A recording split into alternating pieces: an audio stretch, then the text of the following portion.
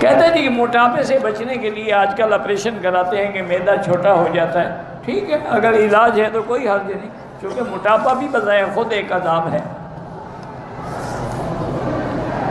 میرا تعلق ضلع کوہاٹ سے ہے. میں اپنی بیوی کے عمرے پہ آیا ہوں. 3 سال ہو گئے کہ میں مکے میں اپنا نکاح دوبارہ کر رہے ہیں. پہلے نکاح میں تمہیں شک ہے تو پھر 3 سال تم زنا کرتے رہے ہو، اب دوبارہ نکاح کرنا چاہتے ہو.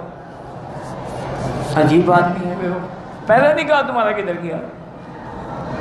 وہ کہیں بھاگ گیا ہے کہ اب اس کو پکڑ کے لے آئیں اور دوبارہ نکاح کریں؟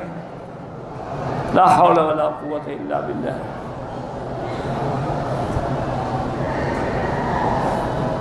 میرا احرام بدن موٹا ہے. احرام میں میرے پاؤں یا بدن لگتا ہے، تیل لگا دیا کرو سرسوں کا جس میں خوشبو نہ ہو. 3 طواف کر کے بعد میں اکٹھے 2 رکعت پڑھ سکتا ہوں، پڑھ سکتے ہیں. میرے شوہر بھی جلدی غسل میں آ جاتے ہیں، نمک تیز ہو جائے، ان کے لیے 2 رکعت پڑھ کے دعا کیا کریں.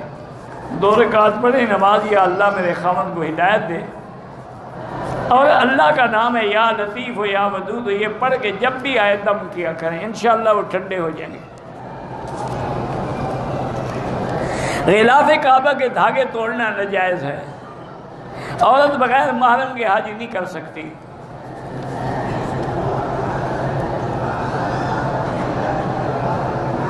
موسیٰ اور ہارون بڑے تھے. کوئی بھی بڑا ہو، تمہیں کیا تکلیف ہے بتاؤ؟ نہیں، آپ نے ان سے ملنا ہے یا آپ سامری کی پارٹی سے ہیں؟ پتہ کر رہے ہیں کہ بڑا کون ہے؟ بھائی کوئی بڑا ہو، وہ بھی نبی ہیں، وہ بھی نبی ہیں. عمر میں حضرت ہارون بڑے تھے. ایک آدمی نے ایک صحابی سے پوچھا،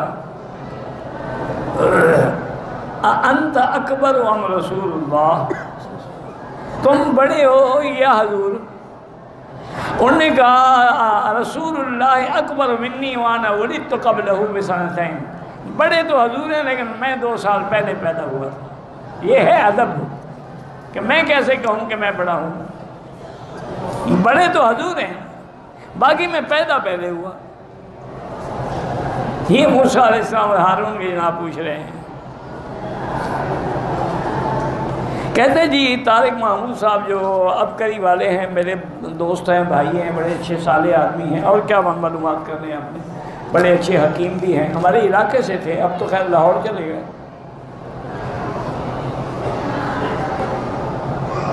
میں نے طواف بھی کیا، عمرہ بھی کیا، حلق بھی کرا لیا. اب مجھے شک ہو کہ میں نے 6 چکر لگائے تھے، ایک دفعہ طواف پھر کر لو، شک مٹا لو.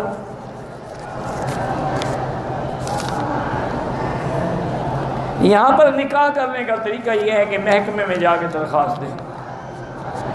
محکمے والے خود قاضی کو مقرر کرتے ہیں، یا یہاں ہوتے ہیں، ان کو کہتے ہیں معزوم شرعی، جس کو آپ کہتے ہیں رجسٹرار نکاح. ان کے پاس چلے جائیں، وہ سارا کام کر دیں گے آپ کا. میں نے منت مانی تھی کہ مکے میں روزے رکھوں گا، رکھو. نہیں رکھ سکتے ہو تو گناہ گار ہو، منت کو توڑ رہے ہو. نفلی عمرہ کتنے دن بعد کر سکتے، چاہے روز کرو، لیکن بہتر یہی ہے کہ جب تک سر کے بال نہ نکلے اور نہ کرو. میں نے عصر کی نماز پڑھی امام کے ساتھ، لیکن نیت میں نے ظہر کی. آپ کی نماز ہو گئی، چونکہ اعتبار امام کا ہے، تمہارا نہیں ہے.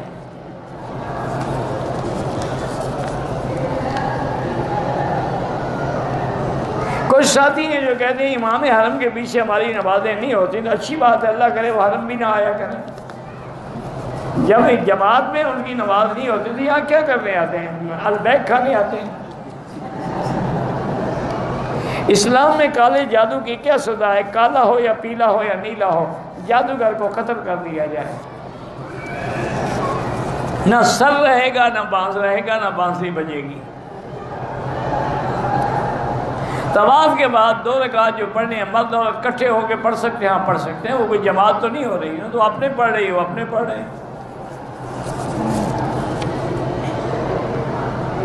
ایک عورت نے 4 چکر لگائے، ہوٹل چلے گئے، بعد میں صفا مروا کیا، بالکل دم میں طواف ہوا ہی نہیں. طواف بھی دوبارہ کرے اور دم بھی ادا کرے.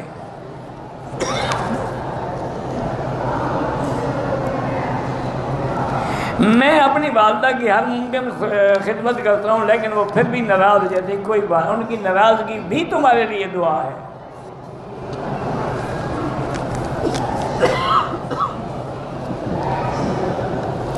مطار میں نماز پڑھنے کا ثواب جو ہے تو بہت زیادہ ہے کہ آپ کعبے کے قریب ہیں، جتنے کعبے کے قریب ہوں گے ثواب زیادہ ہوگا۔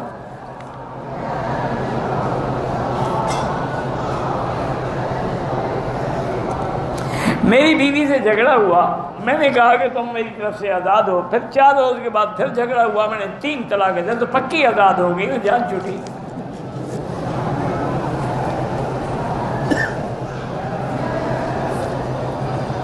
بہرحال بعض لوگ جو ہیں ایک جگہ مولوی صاحب بیٹھے علماء احناف کو چیلنج کرتے رہتے ہیں، اللہ ہدایت دے، ہم تو کسی کو چیلنج نہیں کرتے بھائی۔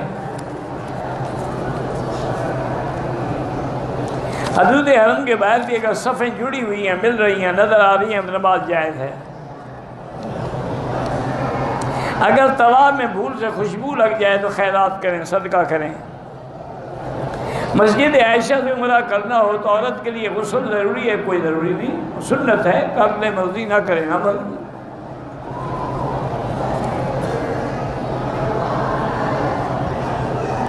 بہرحال آپ کو کسی نے پالا ہے، آپ کو اپنے اصل ماں باپ کا بھی پتہ ہے، تو کوشش کرو کہ ان کو ملو، تاکہ ان کے حقوق آپ پر زیادہ ہیں۔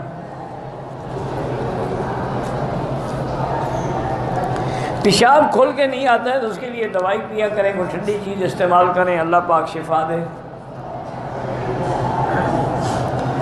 کہتے ہیں جی کہ ہندوستان میں تبلیغ کا اجتماع ہو رہا ہے، اللہ کامیاب فرمائے۔ جہاں جہاں بھی دین کے اجتماع ہیں، علماء کا اللہ کامیاب فرمائے۔ اگر احرام کی حالت میں وضو کرتے ہوئے داڑھی کا بال ٹوٹ جائے، کچھ بھی نہیں ہوتا۔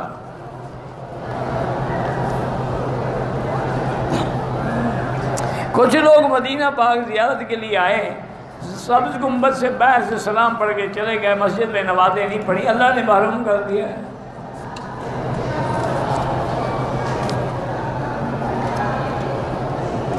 اگر شیعہ کی بلڈنگ ہے، اس میں ہم کرایہ دار بن کے رہ سکتے ہو، لیکن زیادہ تعلقات نہ رکھے کرو، چونکہ باطل فرقے سے تعلق میں آدمی کا اپنا عقیدہ ڈگمگا جاتا ہے۔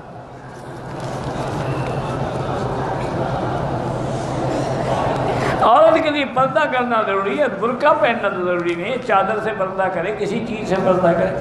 آج کل جو عورتیں برقع پہنتی ہیں نا، اس کے اوپر ایک اور برقع پہننے کی ضرورت ہے۔